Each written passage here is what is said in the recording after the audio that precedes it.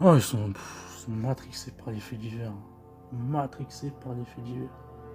C'est une folie. Ils sont matrixés par les faits divers.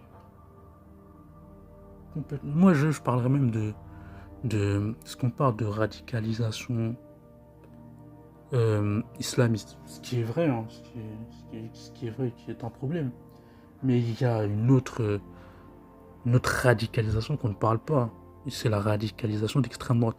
Et tous ces gugus là, du psychédélique et tout le tralala, peuvent créer ces genres d'énergumènes, hein. Radicalisés d'extrême droite qui te fait à force de suivre ces contenus du matin au soir pendant des semaines, des mois et des années, ça donne des gens complètement matrixés, hein, complètement tarés. De toute façon, moi au début, moi je les prenais pour des clowns, voilà, je les prenais pour des clowns.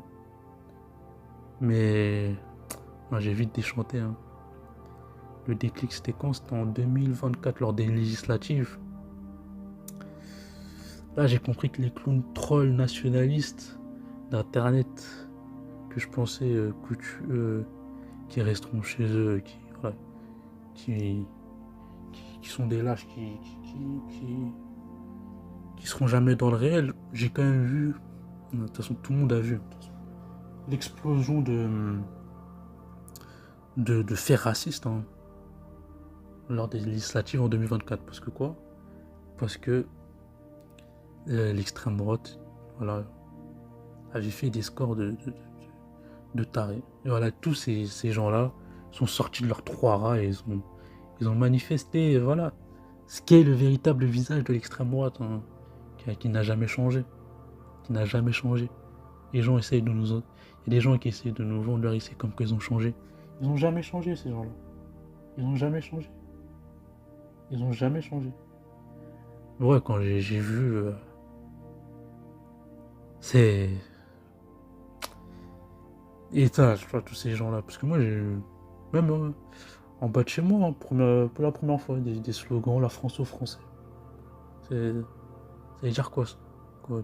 Les Noirs, les Arabes, c'est pas des Français, hein, c'est des Français de papier. Des Français de seconde zone. Parce que c'est ça, hein, leur, euh, leur narratif, hein, c'est que la France est envahie. En fait, ouais, je comprends pas pourquoi avec les Noirs et les Arabes, enfin, les Nord-Africains, on est vus comme des colons, des remplaçants, des envahisseurs. Je... Bah oui, vrai, forcément, à force d'être coutumier de CNews et toutes ces conneries, ça donne rien de bon de toute façon. Ça donne rien de bon. Ça donne vraiment rien de bon. Mais ouais, non, c'est chaud, hein. C'est chaud de ouf. Mais ça montre bien qu'en fait, par rapport à l'extrême droite, le, le, le, le, le, le plus grand truc, c'est pas forcément. La politique, elle sera d'extrême droite, on le sait déjà. Mais c'est tout le public qui va qui va se libérer, hein, de tout leur racisme qu'ils ont contenu pendant des décennies. C'est le public en fait, c'est les gens derrière. C'est ça le plus grand. C'est tout le racisme qui va se. Parce que là, ils seront en mode c'est bon, on a fait la Reconquista, et voilà, maintenant, on est chez nous, et là, ils vont montrer leur vrai visage en fait. Le racisme. Comme on a vu durant les législatives, de toute façon. Ça va être ça. Après, je sais pas, ça va se manifester comme au quotidien. Mais il y aura beaucoup plus d'effets comme ça, ce sera de plus en plus. Pas normal, mais c'est des choses qui vont devenir malheureusement plus courant. Non, en tout cas, ça montre bien que, ouais. Et ils ont réussi, hein, ils ont bien manipulé les informations, la désinformation, tout ça. Ils ont bien fait leur taf, hein. Faut admettre qu'ils sont chauds, hein, dans leur propagande de xénophobes, ces races-là, ils sont bons, hein. Ils ont réussi, voilà, hein, à appuyer les faits divers en les sélectionnant, les filtrant avec leur regard de race-là pour nourrir leur narratif des xénophobes, hein, complètement délirant. Et ouais, ils ont réussi, hein, maintenant ça. Tous ces gens vraiment. En fait, on est passé d'un d'un racisme primaire à un ressentiment, voire une haine Et je sais pas, j'ai l'impression que le deuxième cas de figure est presque pire. Parce que là, il y a vraiment. C'est c'est chaud, quoi. Et c'est malheureux. C'est malheureux. Franchement, c'est malheureux. C'est. En tout cas, la fenêtre d'Overton, hein, la fenêtre d'Overton, oh, de la haine de l'autre, ah, elle a été bien, elle a été grandement élargie, hein, élargie bien comme il faut. Et en fait, c'est là, ça, c'est un truc que j'ai entendu récemment. J'ai j'ai- j'ai pris connaissance récemment, c'est les accélérationnistes. En fait, c'est là que j'ai capté en fait tout ce que je voyais, tout ce que je viens de dire là. En fait, c'est ça en fait. C'est-à-dire que tu as des gens, parce que en gros, c'est des accélérationnistes d'extrême droite, moi j'aurais dit même d'ultra droite, hein, qui clairement ils sont en mode, ils veulent précipiter une guerre civile pour faire une sorte de purge, hein, parce que t'as certains complètement tarés qui sont en mode, soit en mode réémigrer tous les noirs et les arabes, ou soit de faire le grand ménage, hein, une sorte de purge, hein, voilà, parce que moi j'ai déjà eu ce type de commentaires, hein, que voilà, le- les blancs se sont réveillés, et ça va pas être joli, hein, quoi. C'est dit en forme de menace, bien sûr. Bizarrement, quand j'ai confronté, il a plus répondu. Parce que c'est bien beau de faire le, faire l'assaillant sur internet, mais quand il faut répondre, ça mouille son pantalon, hein. Et encore là, c'était ça. J'ai simplement répondu dans le virtuel. J'imagine même pas si j'aurais. De toute façon, dans le réel, il aurait jamais osé me dire ça. Mais bref. Extrême droite et la lâcheté, hein. C'est une histoire d'amour. Mais bref. Mais ouais, en fait, c'est ça, en fait, en France. En fait, il faut lire entre les lignes. Même si, là, ça, c'est de plus en plus évident. Que voilà.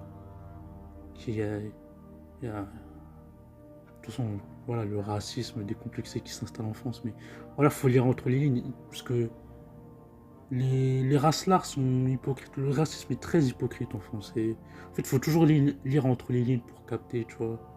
Il ne faut pas dire les choses clairement, donc ils vont parler un peu en code. J'aime bien. j'ai- Moi j'appelle ça, ils font du 4-4-2.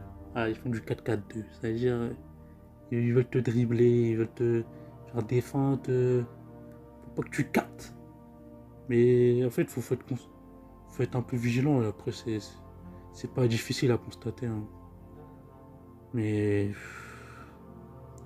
c'est chaud que. De toute façon, en vrai, ce que je dis, il n'y a même pas besoin de. C'est pas une fabulation, de toute façon. C'est en 2002. Bon, après, 2002, j'étais bien jeune, hein. J'étais pas. Putain, j'étais comme trois pommes en 2002. J'ai aucun souvenir de ça. Ouais. J'étais beaucoup trop petit en 2002, mais bref. Jean-Marie Le Pen qui faisait 17%. 17%. Avec le Front National. Et là, déjà en 2022, bah, déjà on est à 44-56, hein, alors que en 2002, c'était 82 et quelques contre 17. Donc déjà, la progression est quand même assez fulgurante. Et voilà, avec les législatives en 2024, là, pas dire que l'extrême droite est au cœur du pouvoir, c'est du foutage de gueule. De toute façon, il y a même des discours qui commencent à piluler comme quoi la France est insoumise et d'extrême droite. En fait, il veut changer le narratif. Et genre, il y a entendu des gens qui disent oui, les nazis sont de. Le nazisme, c'est de gauche. Non. En fait, voilà. En fait, c'est tous les facteurs de l'extrême droite.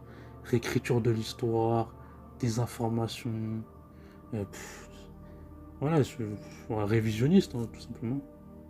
C'est comme si je disais que oui, la Corée du Nord, elle est de gauche parce qu'il y a écrit République démocratique de Corée du Nord ou République démocratique du Congo. Ça veut dire que c'est une démocratie. La République démocratique du Congo a rien de démocratique.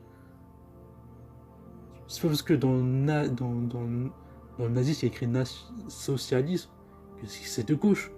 Et Hitler, les nazis, tout, ils avaient en horreur le communisme. C'était le pire mal possible pour eux. Dire que le nazisme est de gauche, il faut vraiment être un taré. Rien connaître de l'histoire pour dire des conneries comme ça. Non, mais ouais, des informations comme ça. Mais en plus, les gens y croient, parce qu'en fait, c'est un peu. De ce côté-là, je trouve qu'il y a un certain rapport avec les sectes, appelées religions. C'est des sectes. C'est répéter des âneries. Voilà, comme dit, répéter des âneries en boucle, ça devient une vérité. Tu répètes des inepties. Au bout d'un moment, ça devient une vérité, les gens ils le répètent machinalement. Mais ils veulent changer le narratif. Mais gros, l'extrême droite, c'est eux, ce sera toujours eux. Ce sera toujours eux. Mais ouais, en fait là, j'étais obligé de parler. Parce que moi, en vérité, moi, entre guillemets, j'ai la vingtaine. Donc, enfin, c'est pas moi qui est le plus en danger par rapport à l'extrême droite. Moi, je pense aux générations futures. Moi, je pense au petit peu. Moi, je pense à mes petits neveux. Je pense à mes petits cousins, tout ça et tout. C'est à eux, je pense. Je me dis, ouais, ils peuvent pas vivre dans un pays comme ça. Un pays qui est en train de devenir complètement. Ils vont le subir de plein fouet, ça. Parce que tous ces discours-là, dangereux, très dangereux, même. Pour moi, ils sont très dangereux. Ça va forcément avoir de l'impact sur les générations à venir qui n'ont pas le bon faciès. Hein. De toute façon, voilà, pour reparler de la théorie du grand emplacement, parce que moi, tout ça, c'est un truc, j'ai vu Frontière, c'est ça. Ils étaient en mode, en gros, ils ont fait tout un reportage, un documentaire, si j'ai bien compris, pour dire, en gros, faites des gosses. Blancs, hein, bien sûr. Hein. De faire des gosses blancs. Ouais. Moi, j'allais dire, donc, ok. Donc, en gros, les Noirs, les rebeux français, vous allez nous faire comme la Chine, faire en sorte que on fasse pas d'enfants, qu'on en fasse le moins possible, pour éviter le grand placement, parce que c'est leur cheval de bataille, hein, tous ces identitaires, ces xénophobes et tout. C'est que voilà, hein, c'est de lutter contre le grand placement. Donc vous allez empêcher aux Noirs et aux rebeux de faire des enfants, leur donner des permis, c'est-à-dire est-ce que on nous donne limite aux rebeux et aux Noirs. Parce qu'il faut le dire, hein, la majorité des rebeux et des Noirs en France sont français. Moi le premier. Donc, ça va nous donner des permis de procréer, des limitations. Parce que là, je repense à une horrible. Hein, c'est là en fait tu vois que le racisme, ça devient pathologique. C'est-à-dire qu'il s'attaque même aux bébés. C'est-à-dire c'est écrit souriez, vous êtes grand placé. C'est-à-dire qu'il s'attaque même à des innocents. Des innocents. C'est-à-dire que quand ils voient un bébé rebeu ou un bébé noir, ils voient un ennemi. Ces gens-là sont atteints, même des nourrissons. C'est-à-dire tellement leur cœur il est noir, il est pourri, gangréné par la haine. Tellement ils en sont à là. Ils en sont à là. C'est une folie. En plus, pour reparler de ce documentaire, il était en mode oui, faites des enfants blancs. Et ça veut dire que moi c'est comme ça que je vois la chose, hein. C'est en mode, en gros, tous les blancs ils sont, enfin, pour eux ils sont, enfin, il y a des gens ils sont en mode, entre blancs ils sont en mode, il est en train d'avoir des rapports intimes avec sa meuf ou sa femme, bref, ça, peu importe, hein, tout le monde ne fait pas des enfants dans le cadre du mariage. C'est-à-dire qu'il est en train d'avoir des rapports intimes, et quand il va balancer la sauce, il pense aux Noirs et aux Arabes. Il est en mode, s'il faut faire des jumeaux, des triplés, des quadruplés, c'est tant mieux, quoi. Et quand il balance la sauce à l'intérieur, il est en mode, pour contrer Karim et Mamadou. C'est une folie. Franchement, en fait, non mais là, en fait, c'est pas ça, faut lire entre les lignes. C'est ce que ça veut dire ça, dans le fond. Faites des bébés blancs, genre, réarmement démographique, voilà, parce qu'ils sont terrifiés hein, par la démographie et tout. C'est-à-dire qu'en fait, ils font pas des enfants par amour, parce qu'ils veulent procurer une éducation à leur enfant. Non, eux, ils veulent créer des soldats. Enfin, des soldats en mode numérique, hein, pas dans le sens de faire la guerre, dans le sens où il faut qu'on fasse un maximum d'enfants blancs pour pas se faire dépasser par les Noirs et les Arabes. C'est-à-dire, en fait, ça va jusqu'à là. C'est-à-dire que même quand, même quand ils procréent, c'est par haine. Mais ces gens-là sont tarés. Mais qu'est-ce que ça veut dire ça, dans le fond?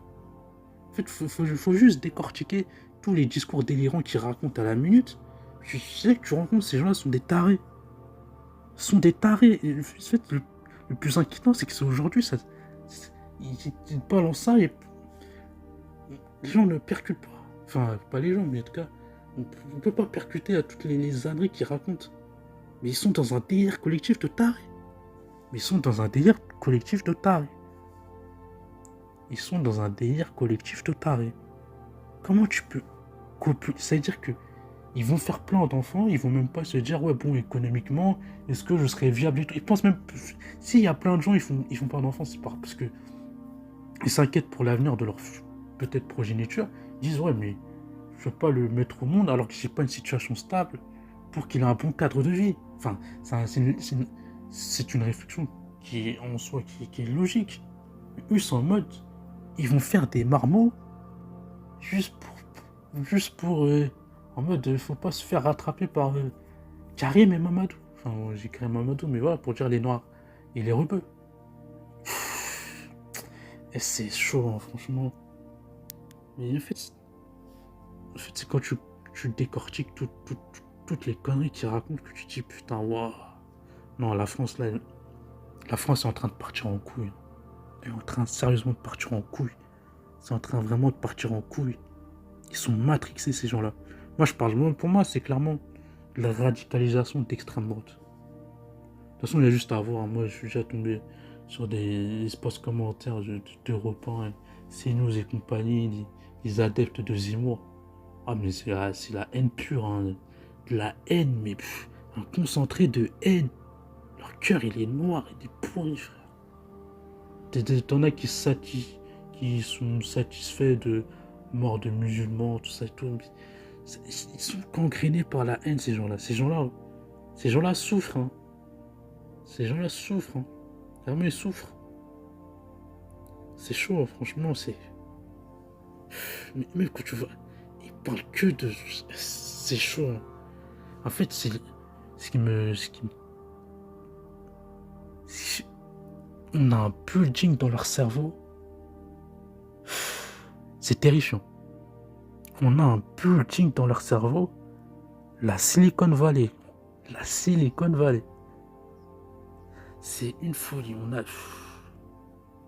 fait, moi, ce qui me choque, c'est-à-dire que t'as des problèmes en France. Parce que voilà, nous, on utilisait comme bouc émissaire. Hein, pour pas parler des vrais problèmes économiques et tout qu'il y a en France. Mais c'est-à-dire, pour revenir avec les faits divers et tout, c'est-à-dire que ils vont pas parler de l'inceste, la pédocriminalité.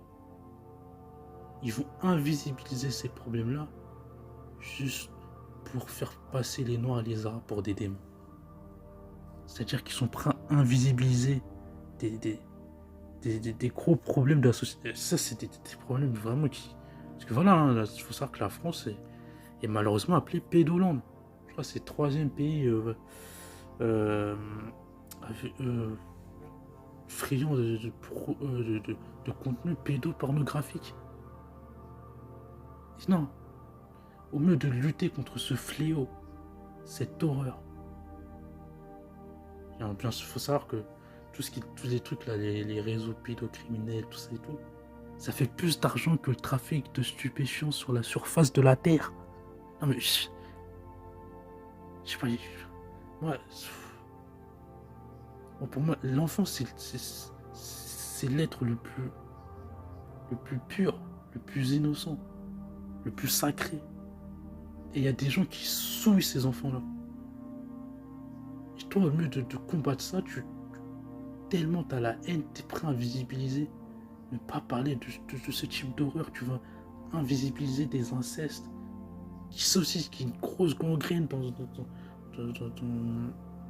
en France. Mais tu vas pas parler de ça juste parce que t'as la haine des... non, en fait, tu vois, c'est là que en faisant ces... En constatant ça, tu comprends que ces gens-là sont drivés par une haine, mais... C'est... oh. Franchement, je sais pas si... Parce que... Autant les racistes de l'époque, ils méprisaient les Noirs, les Arabes, c'est tout. Tu vois. Mais ils passaient pas leur vie... Enfin, je sais pas, hein, peut-être que... Après, j'étais pas né, je sais pas.